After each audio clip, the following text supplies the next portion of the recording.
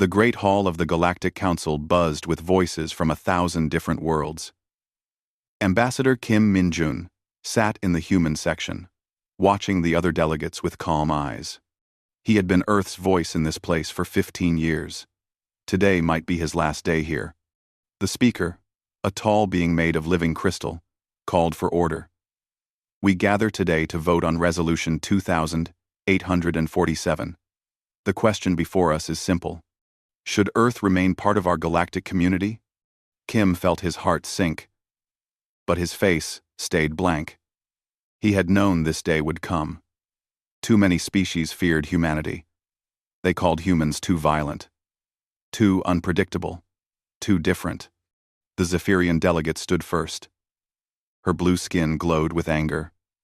Honored speaker, humans have brought nothing but chaos to our peaceful galaxy. They fight wars over small things. They refuse to follow our ancient customs. They ask too many questions about things that should stay hidden. Murmurs of agreement filled the hall.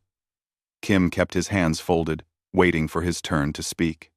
Next came the representative from the Crystalline Collective. His body rang like a bell when he moved. Humans ignore our trade laws. They make deals outside our system. They act like they know better than civilizations that are millions of years old. More voices joined in. The hive mind spoke through their chosen vessel. Wherever humans go, they change things. They do not accept the way things are. They make other species ask dangerous questions. Kim listened to each accusation. Some were true. Others were not. All of them missed the real point. Humans were different. Yes. But that difference had helped the galaxy more than these beings wanted to admit. Finally, the speaker called on him. Kim stood slowly, his black suit neat and pressed. He was a small man compared to most beings here, but he carried himself with quiet dignity. Honored delegates, he began, his voice carrying clearly through the hall. I have heard your concerns. Some are fair. Humans do ask questions. We do challenge old ways when they do not work. We do fight when we must protect innocent people. He paused, looking around the vast chamber. But I ask you to remember what humans have also brought to this galaxy. We built the medical stations that saved millions during the Red Plague outbreak. We designed the shipping routes that connect your far worlds. We trained the peacekeeping forces that keep your trade lanes safe. The Zephyrian delegate waved a dismissive hand. Anyone could have done those things. We do not need human chaos to solve our problems. Kim nodded politely. Perhaps you are right. Perhaps you do not need us. Perhaps you do not need us. Something in his calm tone made a few delegates shift uncomfortably. But the vote had already been decided. Kim could see it in their faces. The speaker called for the vote. Lights appeared above each delegation. Red for Exile. Blue for keeping Earth in the community. The hall filled with red light. Only 23 delegations voted blue. 15 chose not to vote at all. The rest wanted Earth gone. The vote is final, the speaker announced. Earth will cease all galactic activities within 30 standard days. All human assets are frozen. All treaties are ended. Earth must return to its home system and stay there. Kim stood again. The hall fell silent, expecting anger or pleading. Instead, he smiled. It was not a bitter smile or a sad one. It was the kind of smile someone gives when they finally understand a joke. I thank the Council for this clear decision, he said. Earth will respect your wishes completely. We will withdraw from all galactic affairs. We will return to our home system. We will not interfere with your civilization in any way. The delegates looked confused. They had expected him to argue or beg for mercy. Kim gathered his papers with careful movements. I will inform my government immediately. Earth will begin our withdrawal tomorrow. We will be gone within the required time. He walked toward the exit, then stopped and turned back. One small thing, he said, still smiling that strange smile. Earth has always followed galactic law exactly as written. We will continue to do so during our withdrawal. I hope the Council finds this satisfactory. With that, he left. The delegates sat in confused silence. Something about his tone had been unsettling. He had sounded too calm, too accepting. The Zephyrian delegate shook her head. Humans always try to have the last word. It means nothing. Trapped. But deep in the crowd, a few older delegates felt worried. They remembered other times when humans had been too calm about bad news. Those times had not ended well for the humans' enemies. Kim walked through the station corridors toward the human embassy. Other species moved aside as he passed, some looking pleased, others uncertain. In his office, he activated the emergency communication link to Earth. President Chen answered within seconds. The vote passed, Kim said simply. Chen nodded. She had been expecting this news. How did they react when you told them we would comply? They seemed surprised that I did not fight it. Good. That means they still do not understand us. Chen's face was hard, but not angry. Come home, Minjun. It is time to show them who they just exiled. Kim looked out his office window at the bustling station. Ships from hundreds of worlds moved through the docking bays. Trade flowed like water between the stars. Everything looked normal and peaceful. Soon, these beings would learn what normal really meant. They would discover what happened when the humans, who had quietly held their galaxy together, simply walked away. Kim began packing his personal items. He had a feeling he would be coming back to this place soon, but next time, he would not be asking for permission to stay. Next time, Earth would make the rules. President Chen Yujin stood before the emergency session of Earth's Global Defense Council. The room held representatives from every human colony, every military command, every major corporation. They had all been waiting for this day. The Galactic Council has spoken, Chen said calmly. They want us gone, so we will give them exactly what they asked for. Chen 7. Pawn. Chen 7. Chen 7. Chen 7. Admiral Sarah Morrison leaned forward. She commanded the human fleet that most aliens had never seen. How complete should our withdrawal be, Madam President? Chen smiled, the same cold smile Kim had worn in the council chambers. Completely complete. We will follow their exile order to the letter. Every human returns to our space. Every human-built facility shuts down. Every human service ends. Dr. James Park, head of Human Technology Development, raised his hand. Should we destroy the systems we built, or just disable them? Disable, Chen replied. We are not angry. We are simply obeying their wishes. If they want our technology to work, they can figure it out themselves. The room buzzed with quiet satisfaction. For 50 years, humanity had prepared for this possibility. They had built backup systems, created hidden assets, and planned for the day when other species would demand their exile. Captain Morrison pulled up a holographic display showing the galaxy. Red dots marked human colonies and facilities. There were thousands of them. Most aliens think we only have the colonies they know about, she said. They have no idea how far we have spread. Our deep space monitoring stations have been watching every major trade route for decades. Begin the withdrawal, Chen ordered.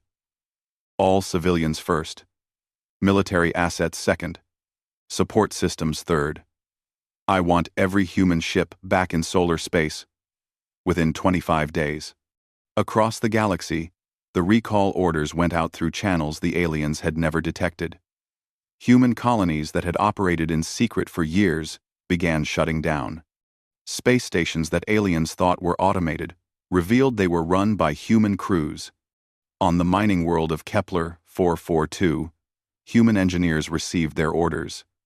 They had been running the entire planet's extraction operation for 30 years. The aliens who owned the world thought their own people were in charge. "Pack everything," the chief engineer told his team. "All the specialized equipment, all the fabrication units, all the processing software. If we built it, it comes with us." Similar scenes played out across hundreds of worlds. Human doctors left medical stations, taking their advanced equipment and research. Human teachers departed schools, removing educational programs that had helped other species learn faster.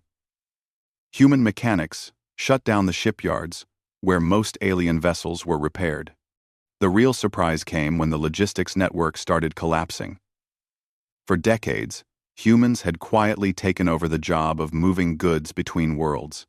They had built better shipping systems, faster routes, and more efficient loading methods. Most aliens never realized that human companies were handling their trade. When those companies pulled out overnight, cargo began piling up in spaceports across the galaxy. Ships sat empty because no one knew how to load them efficiently. Trade routes that had worked smoothly for years suddenly took twice as long. On the banking world of Nexus 7, human financial experts began closing accounts and transferring assets. They had been managing investments for dozens of alien governments, using human mathematical models that predicted market trends better than any other system. "Sir," a young human analyst said to his supervisor, "if we pull out all our funds at once, it will crash their entire economy." His supervisor checked the withdrawal orders from Earth. "We are not trying to hurt them. We are simply following their wishes. Transfer everything to human accounts, slowly. Give them a few days to find new managers." But there were no new managers. The aliens had relied on human expertise for so long that they had stopped training their own people in advanced economics. The same pattern repeated everywhere humans had been active. Peaceful species discovered that humans had been running their defense networks. Technical civilizations found that humans had been solving their engineering problems. Even the proud crystalline collective learned that human programmers had been maintaining their quantum computers. Captain Morrison stood on the bridge of her flagship as human ships gathered at the edge of their territory. The fleet was larger than anyone had imagined. Sleek vessels emerged from asteroid bases and hidden shipyards. Some had been secret for so long that even other humans were surprised to see them. "Status report," she ordered. "All civilian populations have been evacuated," her aide replied. "Military withdrawal is 70% complete. Support systems are shutting down on schedule." Morrison nodded.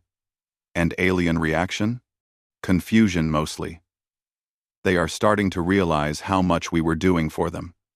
Several governments have tried to contact Earth, asking us to delay the withdrawal." President Chen's response? She told them to speak with the Galactic Council. Earth is simply following their orders. Meanwhile, back on Earth, Kim Min-jun was briefing the president on galactic politics. "The council members who voted for our exile are already facing problems. The Zephyrians are dealing with food shortages because they cannot run the agricultural processors we built. The hive mind cannot coordinate their trade fleets without our communication relays." Chen reviewed reports from across the galaxy. "Days, not weeks," Kim replied. "Our people were embedded in every important system. When we leave, those systems will fail." Dr. Park joined the meeting with technical reports. "The good news is that most of our infrastructure can be restarted quickly. We designed everything with remote access capabilities. If we decide to return, we can have critical systems operational within hours." "If we decide to return," Chen repeated thoughtfully. "I think we will be invited back soon. But next time, we will not be junior members hoping for acceptance." She looked at the star map showing human territory. It was smaller than most alien empires, but more advanced than any of them. "Next time," she said quietly, "we will be equals. Partners, not subjects. And they will understand exactly what happens when they try to exile the people who keep their galaxy running." The withdrawal continued, precise and unstoppable. Humanity was going home, taking their knowledge, their skills, and their technology with them. Soon, the galaxy would learn what they had really lost. Ambassador Thrix of the Zephyrian Empire stared at the emergency reports flooding his desk. 3 days had passed since the humans began their withdrawal, and his homeworld was already in crisis. "Sir," his aide said nervously, "the agricultural processing centers have stopped working. Our food production is down 60%. Thrix felt his blue skin darken with worry. "What do you mean? Stopped working? Those systems have run automatically for decades." "That is what we thought, sir, but it turns out human technicians were maintaining them remotely." Across the galaxy, similar conversations were happening in government buildings on hundreds of worlds. On the crystalline homeworld of Shard, their leaders faced a different problem. Their quantum computers, which controlled everything from traffic to weather prediction, were failing one by one. "How is this possible?" demanded Prime Crystal Vex. "These are our computers. We built them." The technical advisor's light dimmed with embarrassment. "We built the hardware, Prime. But humans wrote all the software. They maintained the quantum matrices that keep the computers stable. Without their constant updates, the systems are collapsing." The hive mind's central world buzzed with panic as their coordination networks fell apart. For the first time in centuries, individual hive clusters could not communicate properly with each other. Ships launched for the wrong destinations. Workers showed up at closed facilities. Cargo sat undelivered in massive piles. Queen Node 77 Alpha felt her connection to distant clusters growing weak. "Find the human technicians. Offer them money to stay." "They are gone, Majesty," her drone replied. "All of them returned to human space yesterday. They said they were following the Council's orders." The problem spread like ripples through water. Without human logistics coordination, the Outer Rim mining stations could not ship their products. Raw materials piled up, while manufacturing worlds ran out of supplies. The Peaceful Trading Coalition discovered that human security firms had been protecting 70% of their merchant vessels. When those guards left, pirate attacks increased by 300% in just 2 days. Medical stations throughout the galaxy faced the worst crisis. Human doctors had been running emergency response programs, developing new treatments, and training alien medical staff. When they vanished overnight, hospitals could not handle normal patient loads, let alone emergencies. Ambassador Thrix received an urgent message from his government. The Zephyrian homeworld was rationing food for the first time in 200 years. "How did this happen?" he demanded during an emergency call with his leaders. "How did we become so dependent on one species?" His home minister's image flickered on the screen. "They never forced us to depend on them. They just offered better services, cheaper shipping, more efficient systems, faster medical treatment. We chose to use their services because they worked better than ours." Thrix remembered his speech to the Council just days before. He had called humans chaotic and dangerous. Now his people were facing starvation because those same humans were no longer there to manage their food systems. In the Council chambers, emergency sessions were being called every few hours. Delegates who had voted confidently for human exile now looked worried and confused. The speaker's crystal body rang with stress vibrations. "Order! We must have order! The Rigelian delegate has the floor." The insectoid Rigelian clicked his mandibles anxiously. "Honored Speaker, our entire shipping network has collapsed. 90% of our cargo vessels are sitting empty because no one knows how to operate the loading systems the humans built." "Then learn," snapped the Zephyrian delegate, though her voice lacked its usual confidence. "We are trying," the Rigelian replied. "But the humans had 40 years to perfect these systems. Our engineers estimate it will take 5 years just to understand how they work." Delegate after delegate stood to report similar problems. The galaxy's infrastructure was falling apart without human maintenance and expertise. The representative from the Peaceful Coalition spoke with a trembling voice. Honored Council, merchant vessels from 12 different species have been destroyed by pirates in the last 2 days. The human security fleets that patrolled our space are gone. We have no protection. F. Number 4. F. Then build your own security forces, the crystalline delegate suggested. With what ships? The coalition delegate asked desperately. The shipyards that built our vessels were run by human engineers. They are closed. The repair facilities where we maintained our fleets were staffed by human technicians. They are abandoned. A growing murmur of panic spread through the chamber. For the first time, delegates were beginning to understand the true scope of what they had lost. The hive mind's speaker drone stepped forward. On what grounds? Asked the speaker. We voted to exile them. They are simply following our orders. Then we will vote to reverse the exile, declared the Zephyrian delegate. The speaker's crystal form flashed with legal protocols. According to council law, an exile vote cannot be reversed for 1 full galactic year unless the exiled species requests readmission. The chamber fell silent. They had trapped themselves with their own laws. Ambassador Thrix felt a cold realization settling over him. The humans had not seemed angry when the exile vote passed. They had seemed prepared, as if they had been expecting it, as if they had planned for it. His personal communicator chimed with another emergency from his homeworld. This time, it was his military command. Ambassador, the general's voice was strained. Our defense grid has gone offline. The targeting systems are not responding. Our homeworld is defenseless.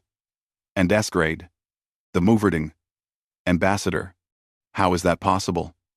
Thrix asked, though he was beginning to fear the answer. The humans programmed our defense computers 20 years ago. They installed security updates every month. Without those updates, the systems have locked us out as a safety measure. Thrix closed his eyes. His people had exiled the only species that could protect them, feed them, and keep their technology running. And those humans had walked away without anger or violence. They had simply given the galaxy exactly what it had asked for. In the council chamber, delegates were beginning to realize the same terrible truth. They had not exiled Earth from the galactic community. They had exiled themselves from Earth. Captain Han So-young watched the alien fleet approach the edge of human space.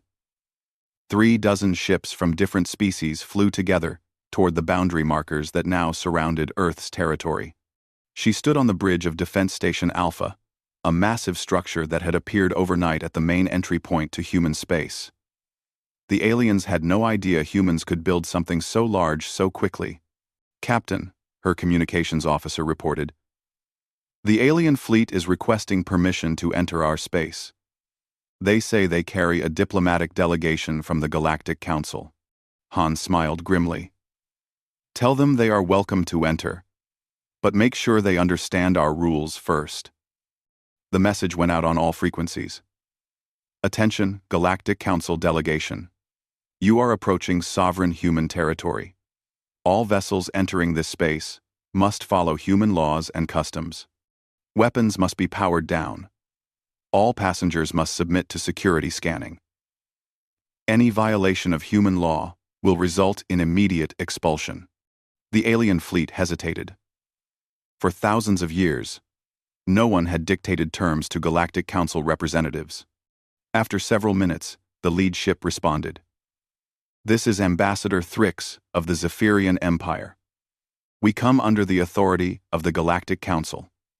We do not recognize human sovereignty. Han's voice remained calm and professional. That is your choice, Ambassador. You may return to Council space at any time. If you wish to enter human territory, you will follow human rules. There is no third option. On his ship, Thrix felt frustration building. His homeworld was facing food riots. The other delegates with him reported similar crises. They needed to speak with human leadership urgently. Very well, he finally replied. We accept your terms. The human defense station directed the alien ships to a quarantine area.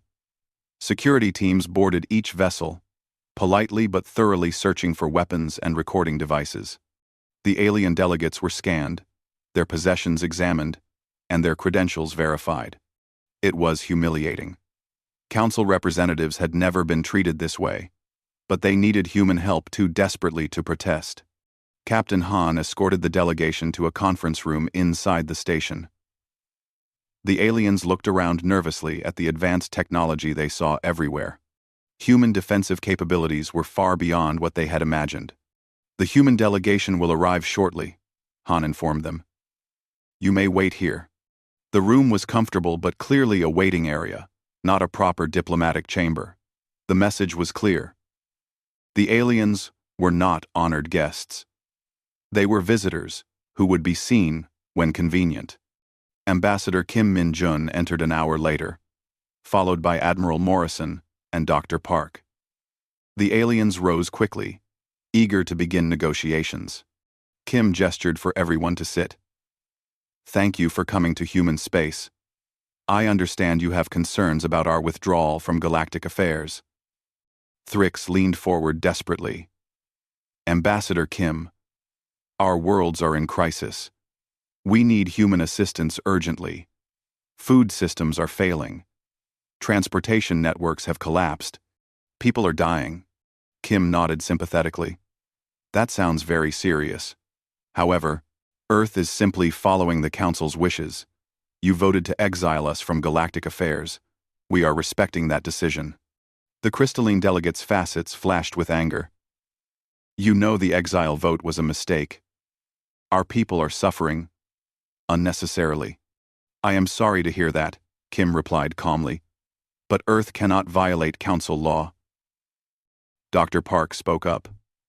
"Of course, if the Council were to formally request our assistance, we might consider providing humanitarian aid."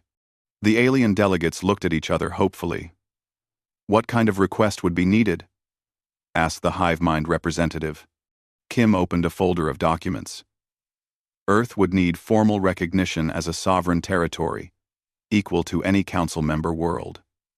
All human assets seized during the exile would need to be returned with interest. Earth would require guaranteed representation in any galactic decisions that affect human interests. Thrix felt his hope crashing. "You want to rejoin the Council?" "No," Kim said firmly. "Earth has no interest in rejoining an organization that can exile members based on prejudice. We want a partnership agreement between equals." Admiral Morrison added, "Earth will provide services to species that treat us with respect. But we will never again be junior members, hoping for acceptance." The aliens whispered among themselves frantically. Their governments had authorized them to offer trade deals and technology exchanges. But recognizing Earth as a sovereign equal was far beyond their authority. "We need to contact our governments," Thrix said finally. "Of course," Kim agreed. "Communications are available. Please take all the time you need." But even as the aliens made their calls, more urgent messages were arriving from their homeworlds. Riots had broken out on 3 Zephyrian colonies. The crystalline collective's stock markets were collapsing. The peaceful coalition was losing dozens of ships daily to pirate attacks. Hours passed as the delegation argued with their governments via subspace communications. Human representatives waited patiently, occasionally offering refreshments, but showing no urgency to close a deal. Finally, Thrix returned to the negotiating table. "Our governments have authorized us to discuss partnership arrangements." Kim smiled. "Excellent. Here are Earth's terms for a mutual assistance treaty." The document was comprehensive and fair, but left no doubt about the new balance of power. Earth would provide essential services, but only to species that signed formal treaties recognizing human sovereignty. Each service would require separate agreements with specific terms and payment schedules. Most importantly, any species that wanted human assistance would need to publicly apologize for the exile vote and acknowledge that it had been based on prejudice rather than facts. The crystalline delegate's light dimmed with humiliation. "You want us to admit we were wrong publicly?" We want honesty, Kim replied. The exile vote was not based on human actions. It was based on fear and prejudice. If we are going to work together, that must be acknowledged. Thrix looked at his fellow delegates. Their pride was being crushed, but their people were suffering. We need time to consider these terms. Of course, Kim agreed again. Station Alpha has comfortable quarters. You are welcome to stay as long as needed. But as the aliens settled in for what might be days of negotiations, more reports arrived from their homeworlds. The galaxy's economy was in free fall. Transportation systems were failing faster than local teams could repair them. Medical emergencies were overwhelming hospitals that could no longer access human-developed treatments. Captain Han watched from the observation deck as emergency ships from a dozen worlds arrived at the edge of human space, requesting permission to enter. Each carried desperate officials seeking human assistance. Earth had been exiled from the galaxy. Now the galaxy was coming to Earth, begging to be let back in. The rules had changed. Humanity would never again be the junior partner, hoping for acceptance. From now on, anyone who wanted to benefit from human knowledge and skills would have to earn the privilege through respect. 6 months after the exile vote, Ambassador Kim Min-jun stood once again in the Great Hall of the Galactic Council. But this time, he was not sitting in the human section, begging for acceptance. He stood at the central podium as an equal partner, representing the sovereign human alliance. The chamber looked different now. Many seats sat empty as governments had collapsed under the weight of failed infrastructure. The proud species that had voted for human exile now looked tired and desperate. President Chen Yujin sat in the observation gallery, watching as the galaxy formally acknowledged what Earth had always known. Humanity was not a junior member, hoping for acceptance. They were an essential partner whose contributions made galactic civilization possible. The speaker, his crystal form dimmed with stress, called the session to order. We gather today to ratify the Galactic Partnership Accords between the Council and the Human Alliance. The ready for, when heaven seventh, Kim opened the treaty documents. After months of negotiation, every detail had been worked out.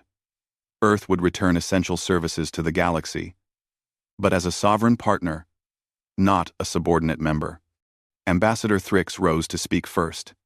His blue skin had lost much of its former glow. The Zephyrian Empire had nearly collapsed during the human withdrawal. On behalf of the Zephyrian Empire, he said quietly, I formally apologize for supporting the exile of Earth.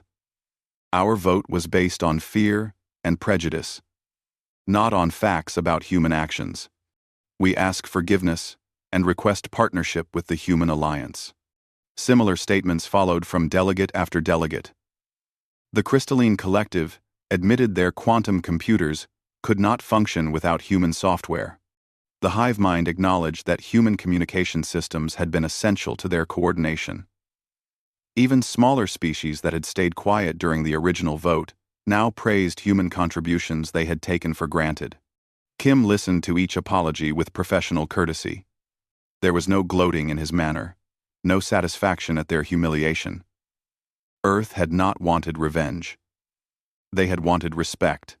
When the apologies finished, Kim addressed the chamber. Earth accepts these statements in the spirit they are offered. We look forward to building better relationships based on mutual respect and understanding.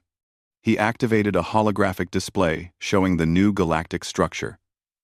The Human Alliance will provide essential services through bilateral treaties with individual governments.